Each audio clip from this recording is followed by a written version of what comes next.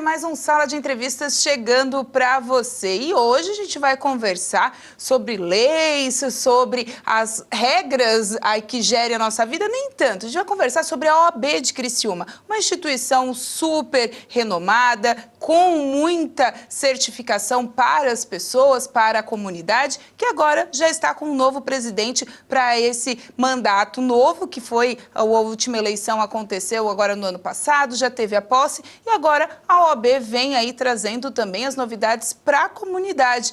Você que não conhece a instituição vai conhecer um pouquinho hoje aqui no Sala de Entrevistas. Por isso, meu convidado está aqui conosco já é o advogado Alisson Matos, ele que é agora o presidente da OAB. Obrigado pela presença, doutor. Olá, Michele. Prazer é meu participar dessa entrevista, né? E cumprimentar aí toda a audiência desse programa tão seleto, né? Em especial a todos os advogados e advogadas dessa nossa subseção de Criciúma.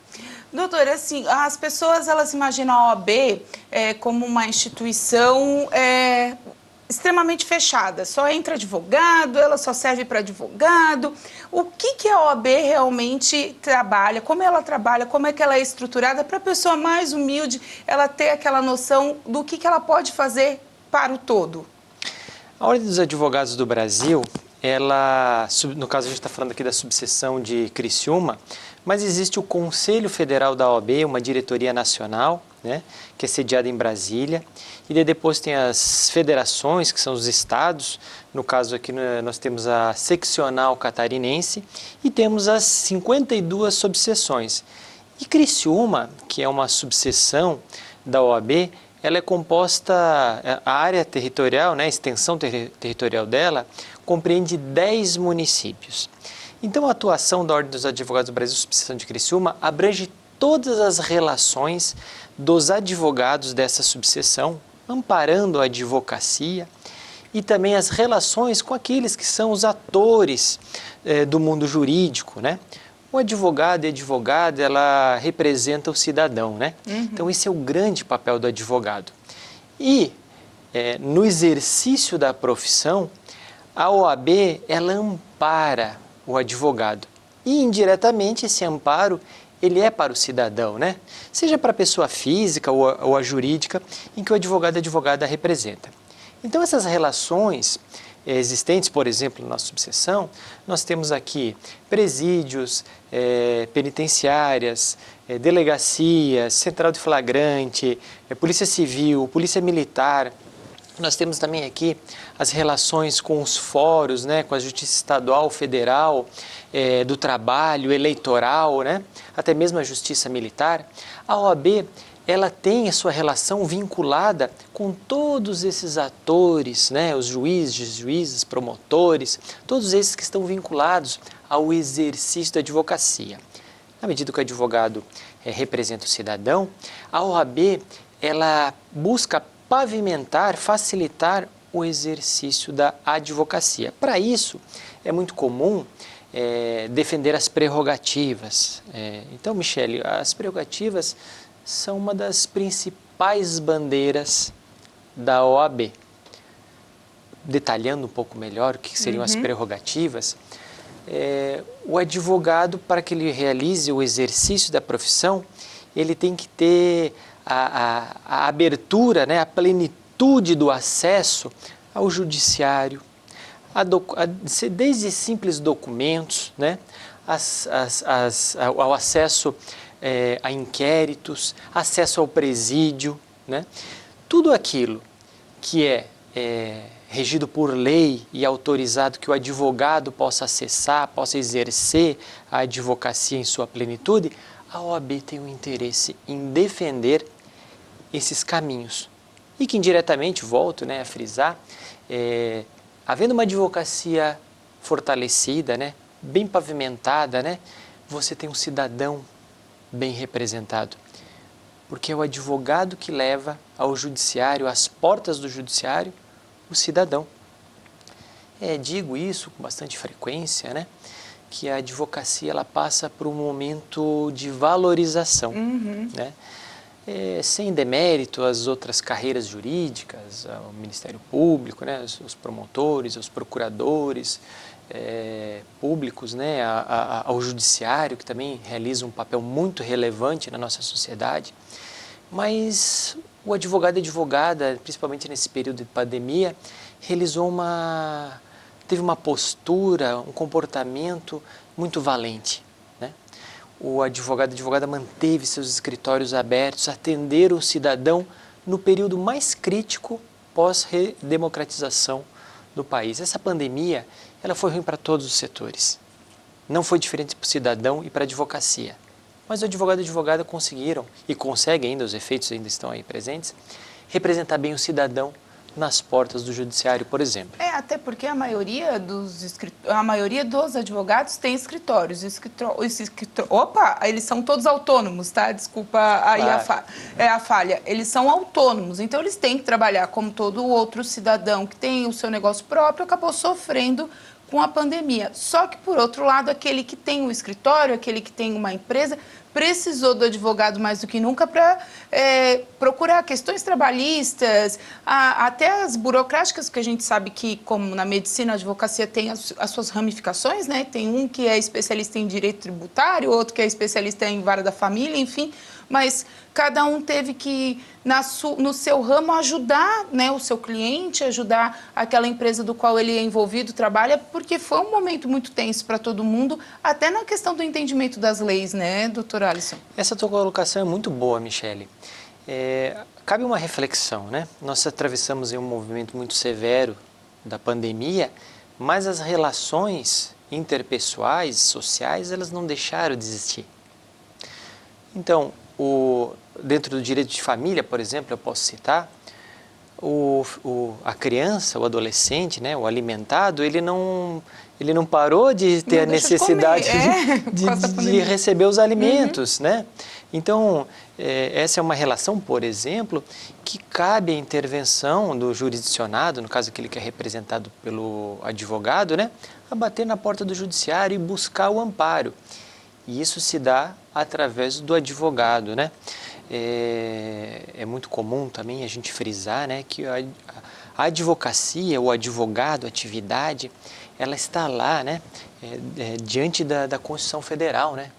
O advogado, ele é indispensável à administração da justiça, né? Então, não há como se valer dos seus direitos, né? Até há em situações de interesse público, quando é o Ministério Público, né? Mas a grande maioria dos litígios, dos problemas que são levados, inclusive também na esfera administrativa, né? A profissão da advocacia, ela não é só vinculada ao judiciário. Nós temos aí todas as questões administrativas, por exemplo, junto ao INSS, questões administrativas vinculadas aos órgãos ambientais, sejam municipais, estaduais ou federais, as questões voltadas também às questões fiscais, né? A Fazenda Municipal, a Fazenda Estadual, a Receita Federal. Então, existe o Ministério do Trabalho também, que muitas questões são resolvidas no âmbito administrativo. Então, a advocacia, ela exerce seu trabalho também nesses ramos administrativos, né? Às vezes a gente mentaliza que é só a relação do judiciário, né? Mas existe é só o extremo, né? As pessoas, eu só vou chamar o advogado porque eu me dei mal, vamos dizer assim. Agora acabou, se não tenho para onde correr, eu vou chamar o advogado. Mas não é só no extremo, ele pode ajudar em causas preventivas também, né, doutor? A questão da vara da família, como o senhor estava falando. Uma mãe que nunca recebeu uma pensão e agora ela quer receber, mas por que ela não pediu lá atrás? Então, o advogado pode fazer essa orientação de como fazer esse processo, numa dissolução de união ou estável, ou então já união prescrita em cartório. Enfim, tem tantas áreas que ele pode ser vamos dizer assim, não um remédio, mas a predisposição da doença ali, né? Não deixar a doença se agravar, né? Ajudar antes para que não tenha um problema maior, né? O advogado, ele pode ser esse caminho da orientação, né? Não precisa ser só a solução, coitado. Isso é a questão preventiva, né? Existem escritórios que se especializam também, né, na área do preventivo, não do litigioso, né? Mas é uma coisa muito curiosa dentro da advocacia, não só da advocacia, todos os ramos, mas eu posso aqui citar da advocacia, que os novos ramos do direito, eles também vêm surgindo, né? Por exemplo, quando eu iniciei a advocacia e daqui a pouco eu vou fazer 18 anos de advocacia esse ano, eu enfrentei a advocacia de papel. Os processos eram físicos, né? Nós íamos lá no fórum, pegávamos um monte de processos, carregávamos e levávamos uma maletinha. Eu me lembro que eu me formei, eu tinha uma malinha que eu levava lá cheia de papéis para poder lá conferir os processos. Sofremos aí uma transformação abrupta, né? E hoje nós temos o processo eletrônico. Por exemplo, trouxeram algumas facilidades, né? E a gente não pode deixar de ressaltar que houveram sim facilitadores. Em contrapartida, houve o trato humanizado, né? Nós estamos perdendo, principalmente nesse período de pandemia, o trato humanizado, o tete-a-tete, aquela relação do advogado com o judiciário, né? Não é uma crítica ao judiciário, não é isso, né? É uma condição, né, que nós precisamos nos adaptar, né? Nós precisamos encontrar, né, um meio termo em que a tecnologia esteja a serviço do cidadão, da advocacia, do judiciário, de todos os jurisdicionados, mas que haja também essa possibilidade do contato permanente, né? Esse trato pessoal, pessoalizado, humanizado entre as partes.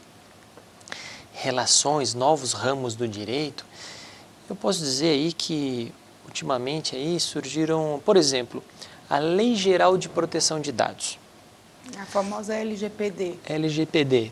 Shelley, há 2, 3 anos atrás, só se falava do projeto de lei, não se falava dessa normatização e veio com tudo, né? Então hoje já existem especializações voltadas à Lei Geral de Proteção de Dados. Existem escritórios se especializando cada vez mais nessa área e tantos outros, né? Eu destaco aqui, por exemplo, o direito ao agronegócio, né? É um ramo que está surgindo agora, que eu começo a observar que estão surgindo cursos de especialização, literatura sobre isso, e antes nós aplicávamos ele dentro do ramo do direito civil, né? Então nós estudávamos ele dentro numa situação mais global, dentro do direito civil, e hoje a gente está vendo que caminha para a especialização e tantos outros ramos ou direitos que surgiram, né?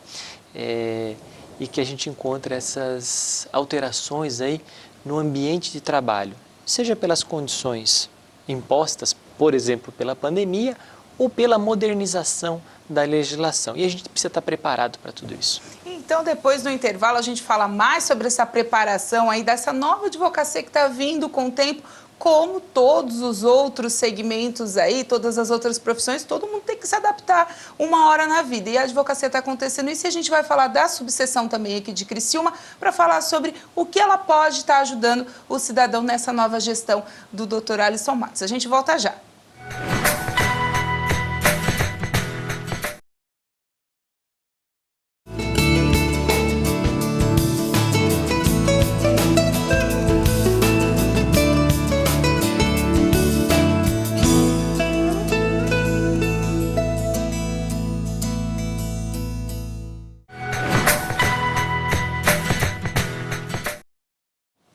De volta, então, com o nosso Sala de Entrevistas. Hoje a gente está conversando com o advogado, ele que é o presidente da OAB, Alisson Murilo Matos, né? Agora ele está aí no seu mandato inicial, comecinho de mandato bem fresquinho, mas a gente está conversando muito sobre as ações da OAB. Falamos bastante sobre a ação do advogado em si, as novas tecnologias também estão influindo na carreira. E agora a gente vai falar um pouquinho mais específico da nossa subseção, doutor Alisson, que a gente sabe que a OAB, ela atua geralmente com o social, né? Faz campanhas sociais muitas vezes, a gente já tem bastante requisito, bastante notícias sobre isso da OAB, e também na área da ajuda, vamos dizer assim, aquelas pessoas que menos são favorecidas, que às vezes elas não conseguem ter um dinheiro, vamos dizer assim, para conseguir o advogado. A justiça gratuita também é complicada, a gente sabe que tem alguns escritórios que fornecem isso, e tem algumas áreas também, algumas divisões dentro da OAB que auxiliam algumas pessoas, né? O que é importante a gente esclarecer, né? Primeiro, falando aí dos nossos desafios, né? A subseção de Criciúma, como eu falei há pouco, composta por 10 municípios, ela é a terceira maior subseção do estado de Santa Catarina, né? Nós temos primeiro Joinville, Blumenau, depois nós temos Criciúma. Nossas responsabilidades, elas são muito grandes. A gestão, ela também é preocupada em trazer o advogado para dentro da OAB. Sim. Porque o serviço que nós realizamos, ele é voluntário. Então, o cidadão, para que conheça a OAB, é importante que ele saiba que a OAB, ela gira, ela trabalha em torno da própria serviço, o advogado serve o próprio advogado. Né? Então, hoje a nossa subseção, ela é composta aí, tem esses 10 municípios, são 4 comarcas, são salas da OAB espalhadas por todas essas comarcas, esses fóruns, Justiça Estadual, Justiça do Trabalho, a serviço do advogado e também do cidadão. Temos 38 comissões temáticas hoje, então o advogado vai encontrar comissão de direito civil, de direito tributário, de proteção aos animais, comissão do direito do idoso, da Lei Geral de Proteção de Dados, e por aí vai. São 38 comissões. Inclusive, nossos editais estão abertos e vão ficar de forma permanente pelo triênio, são 3 anos de gestão, vão ficar abertos para que todo advogado e advogada venha participar. Nós costumamos dizer que essas 38 comissões, elas são o pulmão da OAB, porque é ela que permite que o advogado participe em massa da instituição. Nós abrimos agora o edital, tem mais de 250 advogados inscritos, fora os 50 que compõem a gestão, que são 5 diretores e 45 conselheiros. É um número expressivo, né? Sim. No universo de aproximadamente 2.300 a 2.200 advogados da nossa subseção, nós temos aí mais de 10%, né? Nós acho que vamos chegar a 20% dos advogados nessa engrenagem da instituição. E essas comissões, eu costumo dizer que existem as jurídicas e as sociais. Mas o que não impede que cada uma delas preste não só serviço à advocacia, mas também leve essa interlocução, esse auxílio com o cidadão. Por exemplo, a comissão de idoso. É uma comissão que ela pode, e todas as outras também, podem realizar estudos jurídicos voltados ao tema, legislação, trazer palestras, trazer o conhecimento para o advogado, para que ele possa atender melhor seu cliente, né, o capital intelectual. Pode desenvolver atividades sociais voltadas à comunidade. É muito comum, e a gente tem um projeto chamado OAB Vai na Praça. Sim. Não sei se você já presenciou, Michele. Já. Mas essas comissões, a comissão da mulher, da defesa dos animais, dos idosos, olha, praticamente todas as comissões participaram já dessa OAB Vai na Praça. É onde a OAB e o advogado, ele vai lá e tem o contato pessoal com o cidadão. Não raras vezes, nós desenvolvemos também em campanhas buscar donativos. Sim, sociais, bastante. Aglutinar. A OAB ela não serve como órgão consultivo, mas ela sempre está no meio de alguns debates, né? A OAB, uma pergunta que surge, volta e meia nas entrevistas surge, a OAB, como que ela pretende se manifestar em período eleitoral? Nossa política é de uma OAB apartidária. Né? Entendemos, não quer dizer que a Comissão de Direito Eleitoral não possa estudar a legislação eleitoral, não possa participar das questões processuais, estudar as questões processuais, né? Participar de uma entrevista. Então, quer dizer, é a participação da OAB junto à sociedade. A questão informativa, né, doutora? Esclarecimento, trazer amparo. Informação. E até porque a OAB, como eu disse lá no comecinho da nossa entrevista, ela é uma instituição que, como o CRM, como o CRO, elas são instituições tão sólidas que as pessoas elas acreditam no que vocês falam. Se chegar o senhor aqui, presidente da OAB, falar vote em fulano, as pessoas, não, mas o advogado, o doutor, como o pessoal coloquialmente diz, falou. Então, assim, a gente trabalha com todos os nichos, né? Com todos os níveis de sociedade. Então, tem que ter essa responsabilidade. Como vocês são uma estrutura muito sólida e consolidada, realmente ficar isento do processo, do processo partidário não quer dizer isento de informação, né? De estar com a sociedade, porque a gente vê essa atuação de vocês, mesmo em período eleitoral, de estar trazendo esclarecimento do que pode, que não pode, de estar participando de entrevistas ou de debates, né? Porque a figura da OAB representa a ordem realmente, né? É muito comum também, para que o cidadão saiba. A OAB participa em várias comissões dos municípios. Os municípios convidam a OAB e oferecem cadeiras para que a OAB participe, por exemplo, a comissão da Bacia do Rio Uruçanga. Ali são tratados assuntos de natureza ambiental. Existem também as questões dos impactos ambientais e na sociedade que compõe a Bacia do Rio Uruçanga. E a OAB tem uma cadeira. Conselho de Saúde dos municípios, a OAB possui uma cadeira. E são tantos outros posicionamentos onde que a OAB se posiciona e ela é convidada muitas vezes para auxiliar na interlocução. Eu tenho um orgulho imenso de ser advogado. Orgulho imenso pela importância do trabalho que a gente realiza. Nós somos muitas vezes... existe um ditado que diz assim que o advogado é o primeiro juiz da causa. É lá que a gente recebe o cidadão, que a gente avalia a possibilidade do direito, é ali que a gente realiza a primeira orientação. Eu me orgulho demais, tanto da nossa instituição OAB, como o papel do advogado e da advogada na sociedade. Agora vamos fazer o outro lado, né? Porque tem muita gente também que procura um determinado profissional, vai lá, não se dá bem, ou então acha que aquele processo ele podia ter dado mais de si como profissional e não deu, acabou a pessoa perdendo o processo. Vou denunciar na OAB. Existe isso? Existe um canal onde o cidadão pode chegar e denunciar um profissional? Como é que se faz uma denúncia? Como é que se chega a esse processo dentro da OAB? Como é que funciona isso? A OAB, ela possui um conselho local aqui, que ele possui a competência de instruir processos éticos e disciplinares. Existe uma comissão de fiscalização. Existe também o Tribunal de Ética e Disciplina, que seria o local onde o conselho local aqui ele instrui os processos, o Tribunal de Ética e Disciplina julga e o Conselho Estadual é o segundo grau.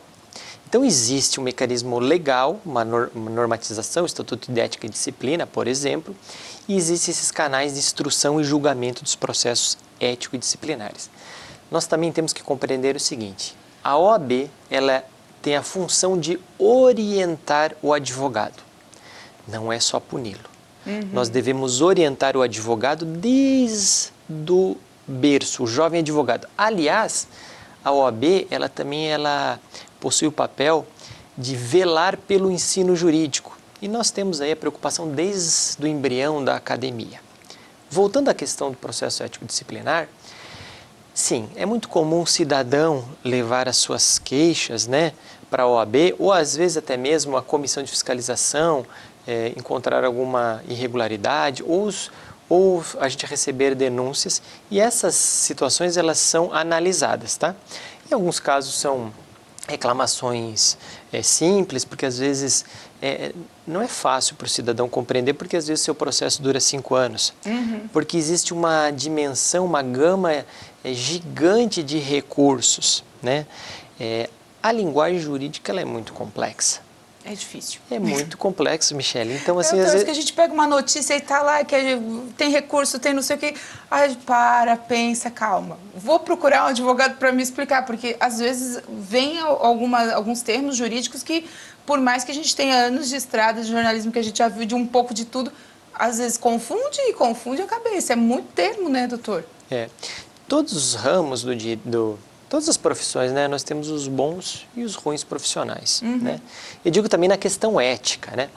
Mas na nossa região, na nossa subseção, nós estamos bem servidos de advogados e advogadas.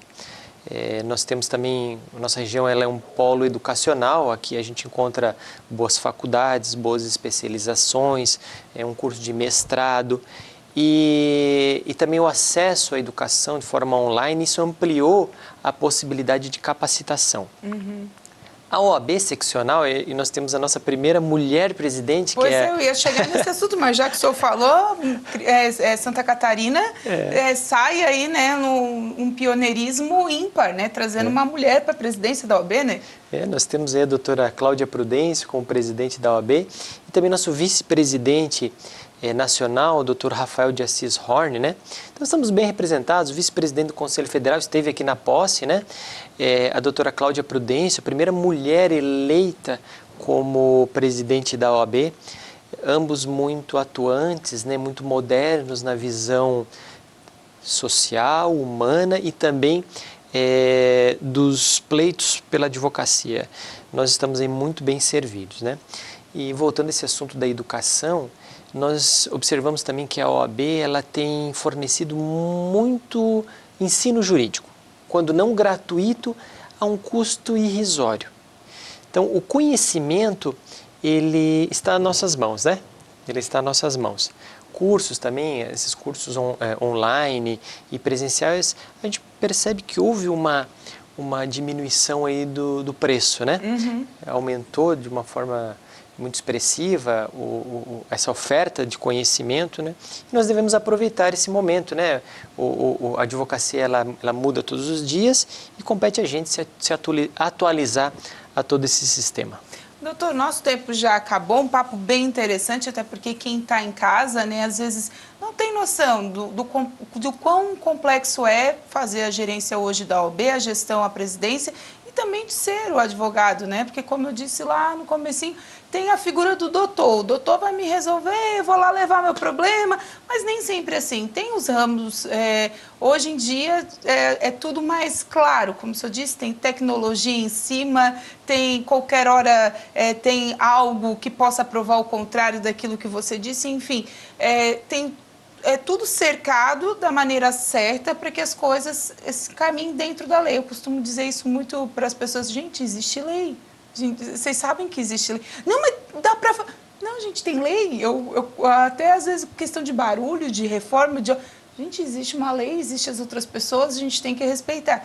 Então, a figura do advogado, ele sempre é uma figura de ordem. Por isso, eu acho que até é muito exato o nome de vocês, Ordem dos Advogados do Brasil, porque é isso mesmo, é para seguir a constância da ordem para ver se a gente consegue colocar as coisas nos trilhos, né, doutor? É verdade. Obrigada mais uma vez pela sua participação. Eu queria que o senhor só deixasse uma mensagem para essa turma que está vindo aí, né, de novos advogados, para trilhar os caminhos da ordem realmente do progresso, como está escrito. A minha grande mensagem, isso eu aprendi nessas andanças da OAB, é que a gente deve levar uma vida leve, tranquila, a gente deve atuar com felicidade, e essa situação de exercer atividade com amor, ela é muito importante, porque você transfere o amor para o seu processo, para o cidadão, a necessidade cada vez mais desse trato humanizado. Equilibrar a tecnologia com uma boa prestação de serviço, com um trato humanizado para o cidadão. E a OAB, ela está de portas abertas para toda a advocacia, todo advogado e advogada. E ali nós transferimos ali, através das nossas comissões, do nosso trabalho, também uma participação muito especial para a sociedade. Agradeço a oportunidade de participar desse programa. Foi muito legal vir aqui conversar, né? A Michele também com umas perguntas muito boas, assim, e que levam ao cidadão um pouquinho mais do conhecimento sobre a Ordem dos Advogados do Brasil. Muito obrigado, Michele. Imagina, obrigada, gente, pela participação. E lembrando, né, que se você perder a entrevista com a gente aqui na TV Primavera, né, a gente também deixa à disposição no nosso canal do YouTube para você poder ver a hora que você quiser. Até o próximo Sala de Entrevistas.